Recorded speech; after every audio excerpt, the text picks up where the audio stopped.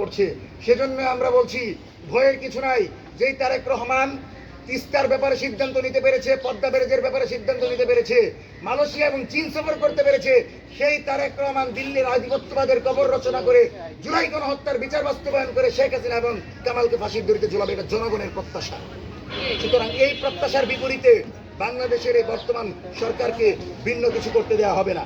সেজন্য দ্রুত সময়ের ভিতর এই রাহুল রাহা, তুষার গ্যাং এবং খুনি হাসিনার এজেন্ডা বাস্তবায়নকারী গণমাধ্যমে থাকা তথ্য সন্ত্রাসীদেরকে দ্রুত সময়ের ভিতর চাকরি থেকে অব্যাহতি দিতে হবে এবং তাদেরকে রেখে কোনোভাবেই জুলাইয়ের এই সরকার টিকতে পারে না।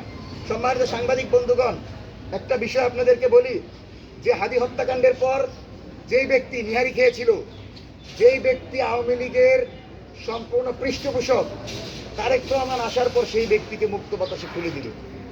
আজকে সেই ব্যক্তি টকশোতে বসে লাগাতার জুলাইকে নিয়ে উপহাস করছে, জাতীয়তাবাদী দলকে নিয়ে উপহাস করছে। আজকে সুমার মতো যারা আওয়ামী গিনিপিগ, তারা জুলাইকে ষড়যন্ত্র বলে, তার মানে হচ্ছে এই গোষ্ঠীটা সম্পূর্ণরূপে আওয়ামী লীগের এজেন্ডা বাস্তবায়ন করছে।